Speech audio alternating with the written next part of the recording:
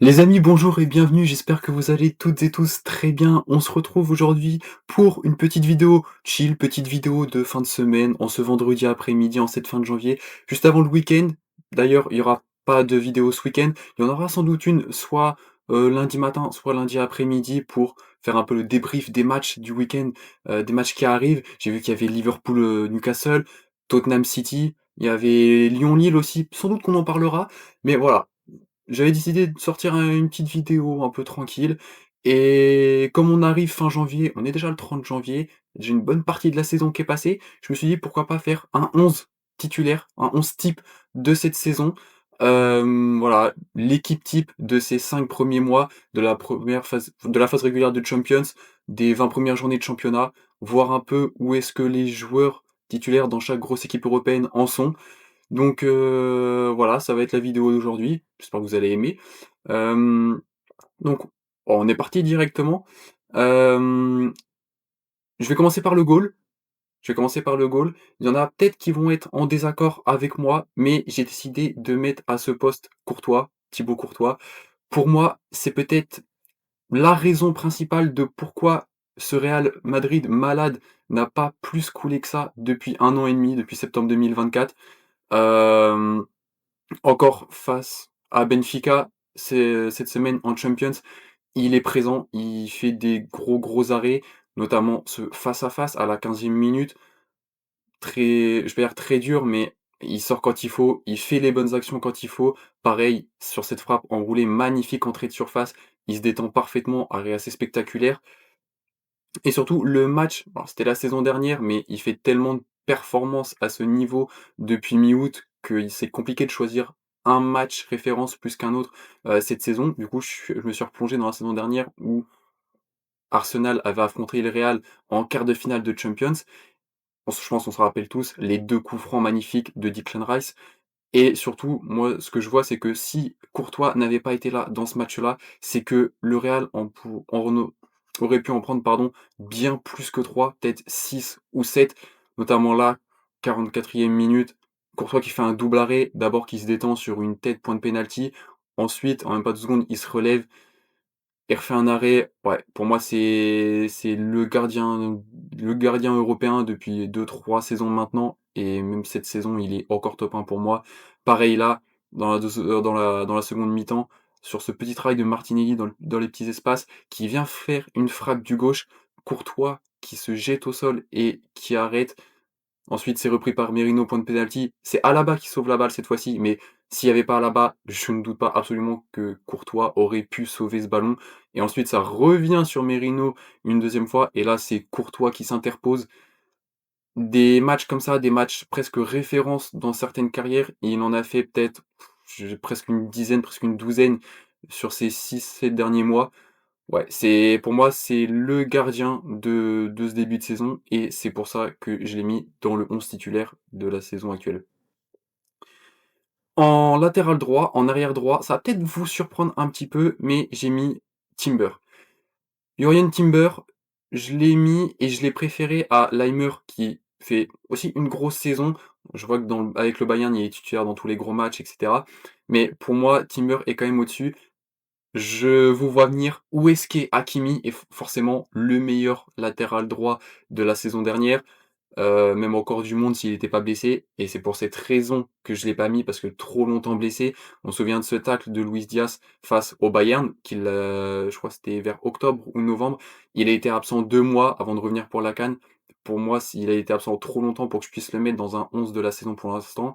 Et Timber, j'aime beaucoup ce qu'il propose. J'aime beaucoup la dimension aussi offensive qu'il prend. On l'a vu face à Manchester United dans le match perdu de ce week-end face à Manchester United, mais c'est lui qui est à l'image d'ailleurs d'un Hakimi la saison dernière dans le système de Enrique, qui vient entrer de surface un peu numéro 9. Ça me fait penser au but de Hakimi contre l'Inter en finale de Champions. Là, c'est Timber qui vient au point de pénalty un peu déranger la charnière centrale et au final qui entraîne le but contre son camp de Martinez juste après. Donc ouais, Timber, j'aime beaucoup ce qu'il propose. Depuis 2 3 saisons sous Arteta,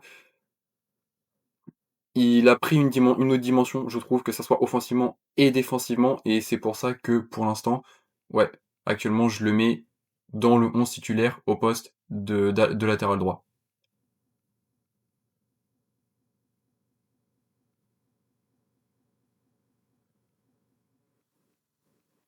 Au poste de latéral gauche, cette fois, j'ai mis Nuno Mendes.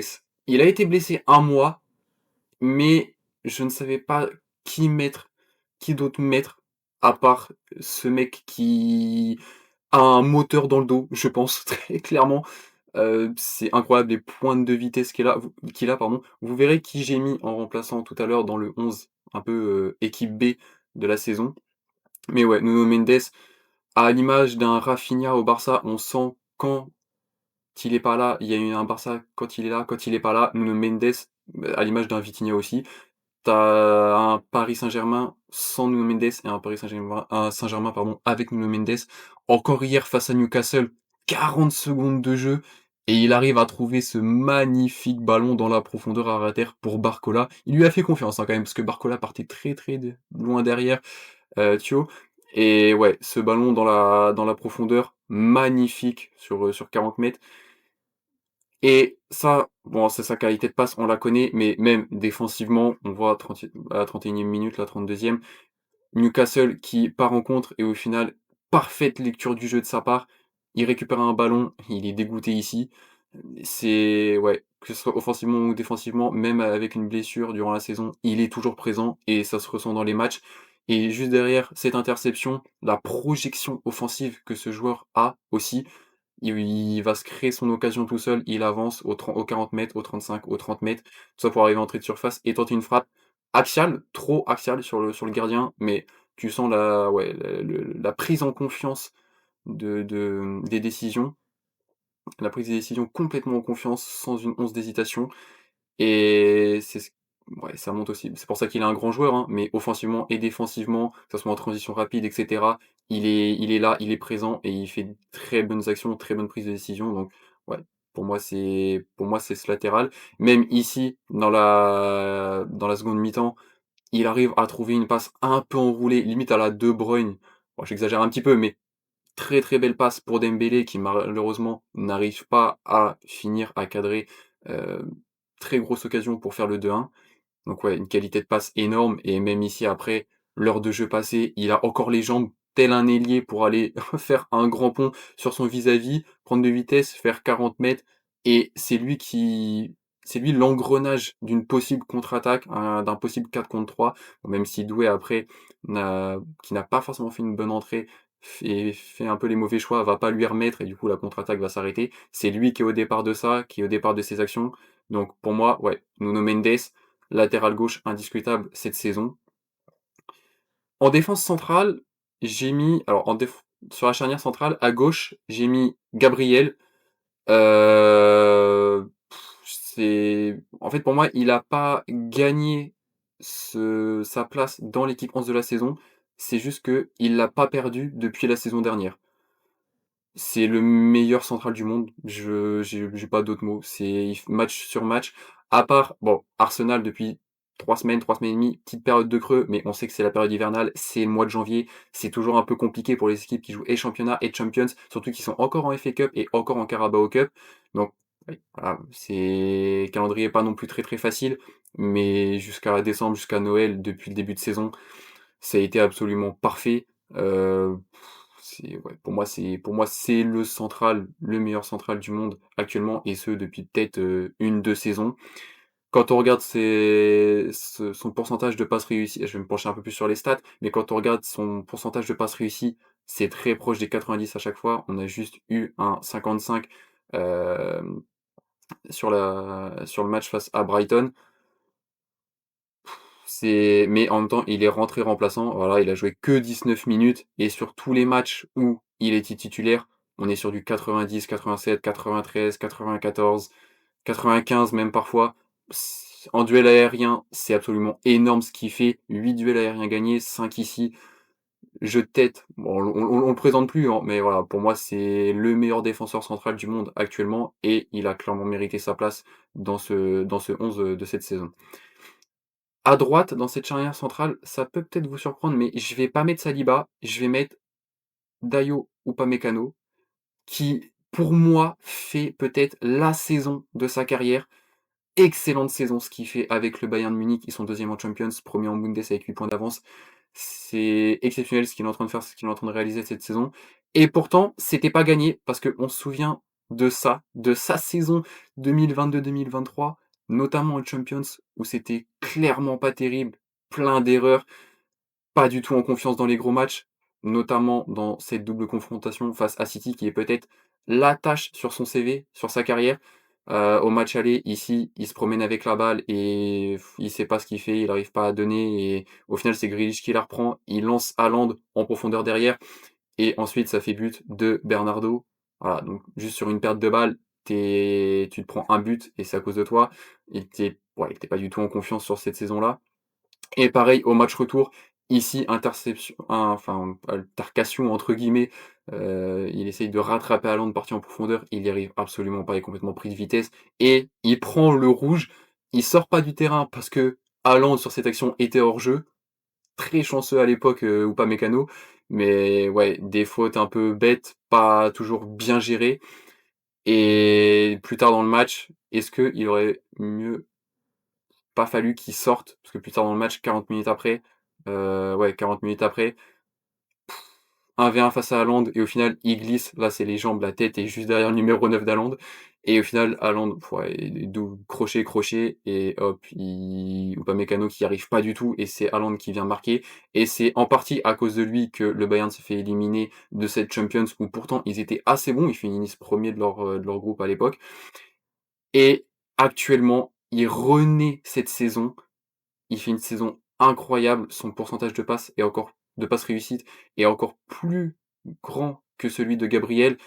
Il est très, très souvent dans ces matchs où il est titulaire en tout cas, au-dessus des 90 on voit 92, 95, 94, 98 même sur le match face à Gladbach. Ouais 95. C'est ce qu'il fait cette saison, c'est absolument génial pour lui. Je pense que ouais, comme je l'ai dit, il fait peut-être la saison de sa carrière.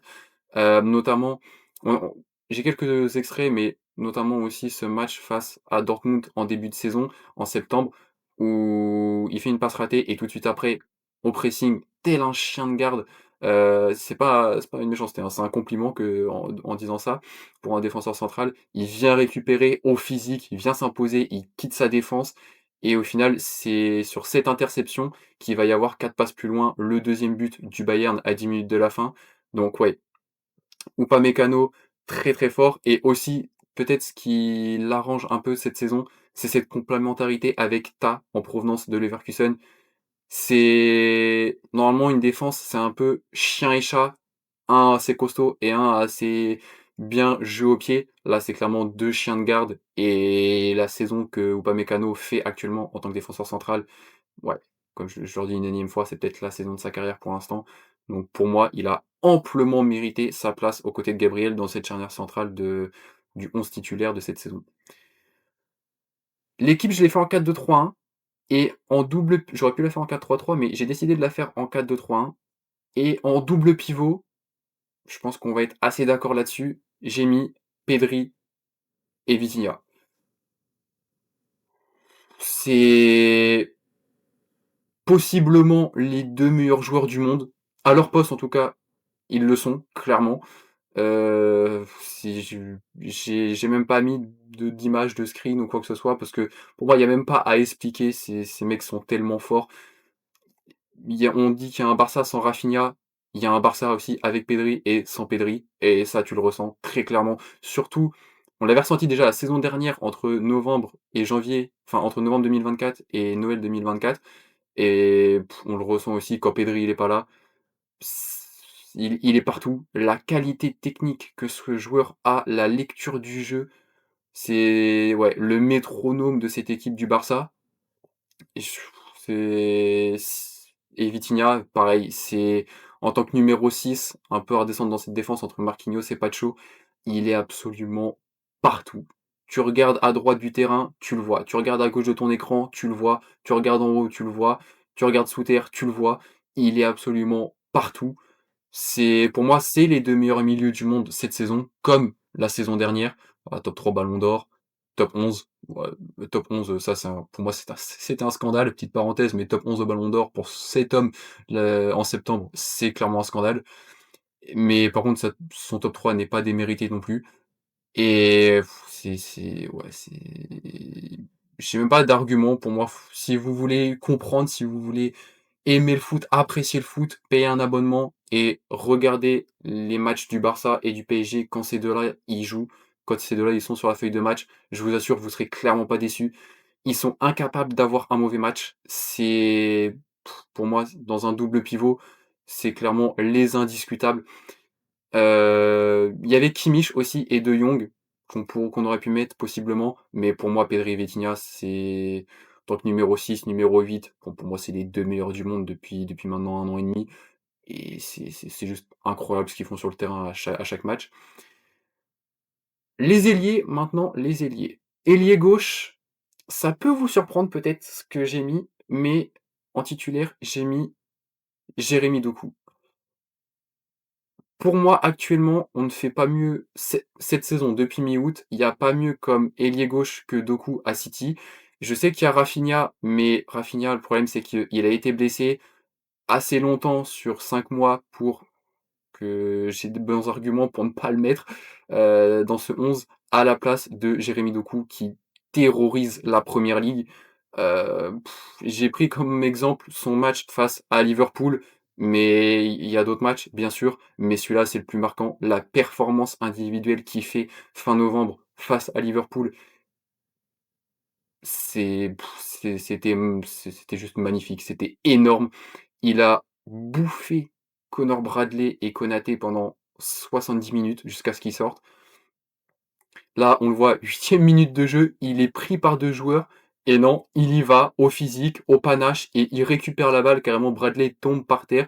Il se bat, il bataille, la qualité technique qu'il a et surtout, on y reviendra après dans les prochaines images, mais l'explosivité que ce joueur a que ce soit dans les petits espaces ou à l'arrêt et cetera. Je pense qu'il y a aucun ailier qui rivalise actuellement avec lui en PL, enfin que ce soit en PL et en Europe d'ailleurs. C'est énorme le niveau qu'il propose. On voit sur cette même action, c'est lui qui vient se créer l'action tout seul, qui vient obtenir le penalty tout seul parce qu'il a été fauché un peu par Mamardashvili. Penalty loupé par Haaland 2 minutes après, mais bon, ça on peut passer. Mais ouais, c'est lui qui vient récupérer ce péno, il a tout fait tout seul sur le côté gauche dans ce match-là. Ici, pareil, 20 minutes plus tard, dos au jeu, il est à l'arrêt et l'explosivité, encore une fois, qu'il a de se retourner en 2 touches, en 2 appuis et de placer une frappe du gauche surpuissante qui termine petit filet, mais la qualité qu'il a, balle au pied, c'est exceptionnel. Ici, je pense que c'est peut-être l'action du match, pris par 2 joueurs, il fait genre qu'il va déborder sur le côté gauche et au final, petit extérieur du pied droit et il arrive à passer entre les 2 joueurs.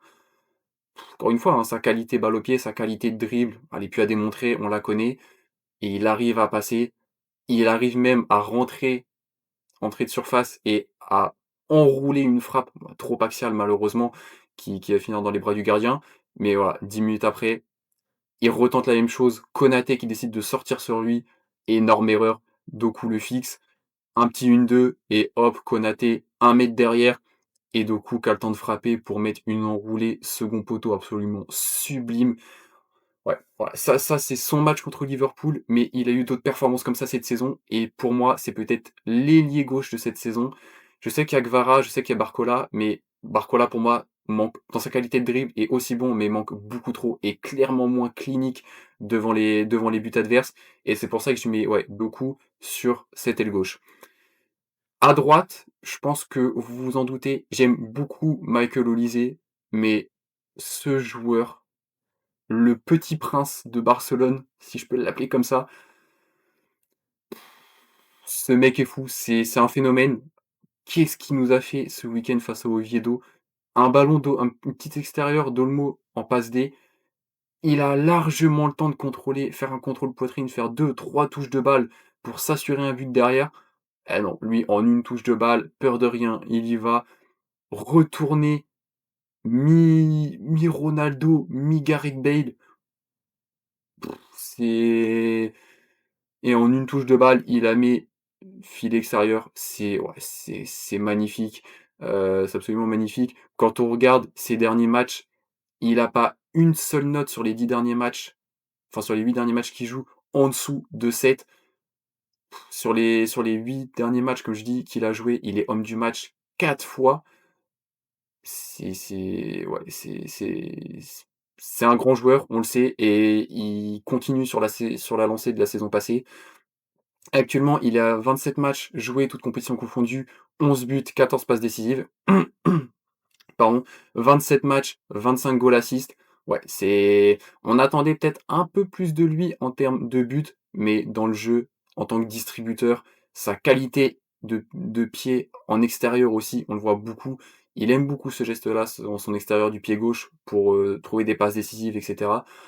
C'est ouais, c'est grandiose et même ça, c'est une des caractéristiques qu'il est en train d'améliorer, je trouve, par rapport à la saison dernière. C'est le jeu sans ballon et surtout au niveau du pressing. On voit ici, il gagnait déjà 1-0 et il essaie d'aller chercher la balle quasiment aux 5,50 m et payant puisque il récupère la balle et c'est sur cette récupération que 3 passes plus loin, Olmo qui est ici va venir marquer le 2-0. Donc ouais, qualité de pressing qui est il se la donne, il se la donne et qualité Jamba égali sa qualité pardon, de jeu de ouais, jeu sans ballon, elle est en train de monter en flèche, signe que il est pas encore à 100 et qu'il peut encore faire beaucoup plus de dégâts que ce qu'on a vu la saison dernière. Ça, je n'en doute absolument pas et ici, ouah, sa très grosse erreur de le laisser en 1v1 comme ça. Tous ces 1v1, c'est pas pour, enfin, c'est bien pour une raison que chaque match, il est pris minimum par 2 joueurs parce que si il a le malheur enfin, si le défenseur adverse qu'il marque a le malheur de se retrouver en 1v1 contre lui, il se fera passer 90 des fois. Comme là, 2 touches de balle, il prend peut-être 1 m d'avance et il vient mettre un centre parfait, délicat, une délicatesse pure, parfaite pour Lewandowski au point de pénalty, qui malheureusement met ce ballon trop dans l'axe du gardien. Mais ouais, pour moi c'est l'ailier droit de cette saison depuis mi-août, heu et surtout aussi, j'ai parlé de son jeu sans ballon, mais sa qualité d'appel qui est en train de se développer. On voit ici face à Copenhague, ce mercredi là, il y a 2 jours en Champions, passe d'Olmo, il arrive à faire les appels millimétrés sur les lignes du hors-jeu des équipes adverses et au final, ça lui laisse 5-10 m derrière d'avance et quand il se retrouve tout seul face au gardien, il a 18 ans, on le rappelle et il pourrait frapper en force, mettre un plat du pied, un petit piqué, tenter sous les jambes du gardien, l'altruisme de donner ici à Lewandowski pour marquer le 2-0. Ouais, c'est grand joueur, grand ailier, pour moi, l'ailier droit de cette saison, même sa qualité de frappe, elle est plus à démontrer, hein. Là, j'ai pris le but face à Copenhague cette semaine et pour moi, ce but-là m'a un peu rappelé celui face à l'Atlético de Madrid en mars 2025, si je me dis pas de conneries, je crois que la date c'était le 16 mars, journée de championnat où ils sont menés 2-0 et puis ils remontent et ils gagnent 4-2 avec le troisième but de Lamine à la 90e. Pareil, contré et qui trompe au black, qui arrive petit filet. Là, c'est exactement le même but, qualité de frappe, 1-2, feinte, refeinte et il vient se mettre sur son pied gauche pour l'enrouler. C'est contré et ça finit petit filet, extérieur. Magnifique. C'est Lewandowski savait que ça allait rentrer avant même que le ballon touche le sol. Ouais, c'est grandiose. Il finit encore homme du match cette semaine en Champions. Qu'est-ce qu'il ne sait pas faire à 18 ans et il a pas fini encore de nous étonner. Donc ouais, pour moi, c'est clairement l'ailier droit de cette saison. En numéro 9 et en numéro 10, j'y viendrai à la fin. En numéro 9, j'hésitais avec Kane, mais pour moi, après réflexion, il y avait pas photo. C'est clairement cet homme Mbappé. Je disais en début de vidéo, il me semble qu'il y a peut-être 2 raisons pour lesquelles le Real n'a pas encore coulé. C'est Courtois et cet homme qui fait tout offensivement, absolument tout. Il est sur 35 matchs toutes compétitions confondues depuis mi-août, 40 buts, 7 passes décisives, 47 de goal assist en 35 matchs. Ouais, c'est la définition de Kylian Mbappé en tant que numéro 9.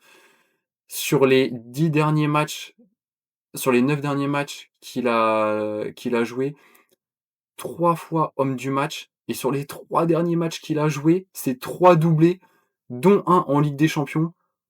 Bah, c'est ouais, c'est Mbappé, c'est le Mbappé de cette saison, c'est le Mbappé de la saison dernière qui faisait déjà à peu près tout. Pour moi, le Pichichi de la Liga, il est déjà gagné par lui. Pour moi, Ferran Torres qui est 2e meilleur buteur de la Liga, je crois, ou 3e, je sais plus. Je crois que c'est Mouriki le 2e. Il y en a aucun qui va revenir sur lui à mon avis. Tous les matchs, il marque ou tous les matchs, il est décisif. Et en plus, même en Champions, il est meilleur buteur avec 5 buts d'avance sur Kane. Ouais, 13 buts. C'est c'est c'est c'est sublime pour un numéro 9. Et moi, forcément, il y a des performances qui m'ont marqué individuelles de sa part cette saison, notamment en championnat contre Bilbao. Il me semble que c'était début décembre, leur match à San Mamés, où il reçoit une transversale, il reçoit le ballon ici, aux 40 mètres, et pas peur de rien. Il y va tout seul, au panache. Il y va. Il voit qu'il y a Vini qui peut débouler à gauche et que c'est une opportunité pour lui de passer la balle, de faire un débordement. Rien à faire, il y va, il crochette, il enroule 1-0, magnifique. Même sur le 2-0 où il est pas, buteur, il est passeur et ça, c'est une qualité qu'il est en train de développer, je trouve, en tant que numéro 9, c'est son jeu aérien, son jeu de tête. On voit que là, sur le centre de Bellingham, il va au contact physique, il va se démener dans les airs pour essayer de reprendre ce ballon de la tête et le placer parfaitement pour Camavinga, ce qu'il arrive à faire.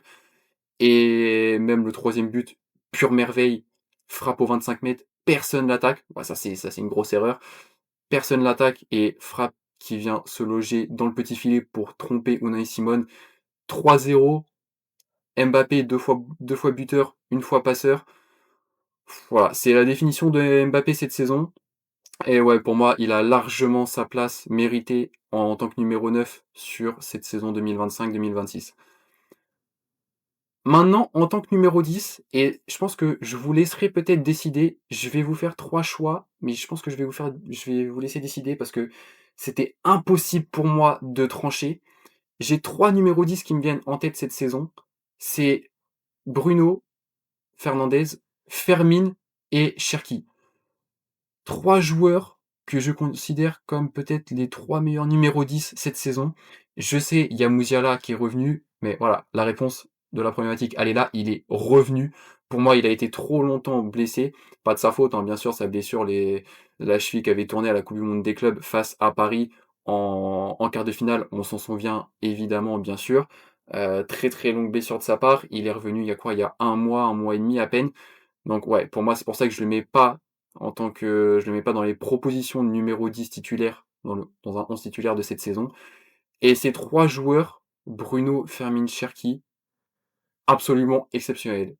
Bruno qui, pour moi, actuellement, pas depuis mi-août, hein, mais actuellement, est clairement dans le top 5, top 6 des meilleurs milieux européens.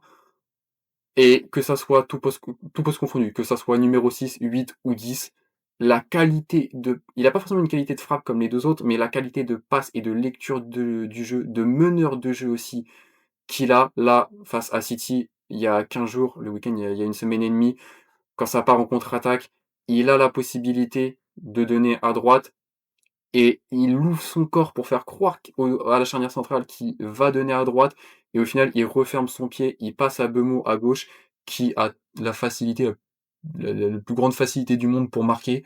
Ouais, c'est Bruno Fernandes, c'est sa qualité technique. On l'avait un peu moins vu ces dernières saisons parce que voilà, on avait eu affaire à un United un peu malade, mais là sous Carrick, il renaît et même depuis quelques mois, c'est excellent ce qu'il propose. Et là, ces 2 derniers matchs, que ce soit face à Arsenal ou City, c'est absolument monstrueux. Cherki, j'ai mis qu'une action ici, mais si vous regardez l'appel, vous savez que bon nombre de matchs ont été faits par Ryan Cherki avec une prestation grandiose.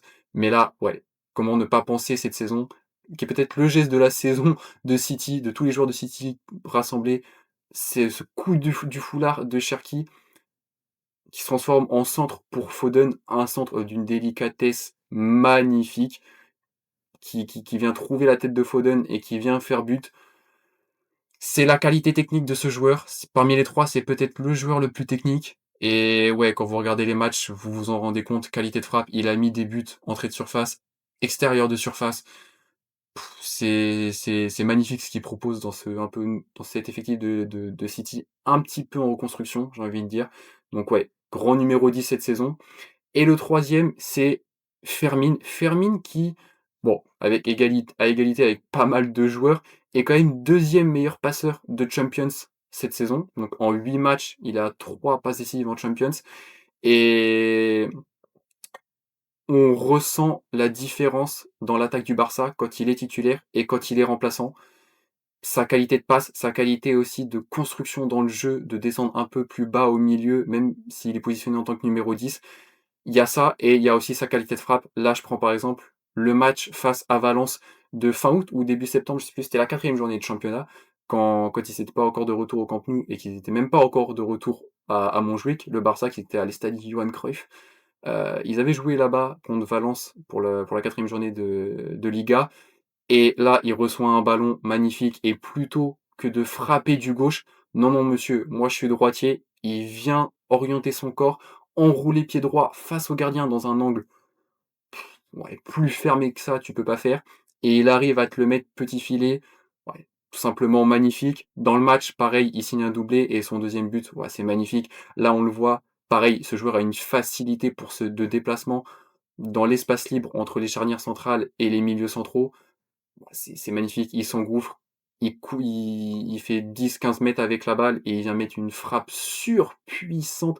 La frappe, si vous regardez le match, si vous regardez l'action, elle descend pas, hein. La frappe a fait que monter, un magnifique effet qui ouais, frappe surpuissante qui vient tromper le gardien.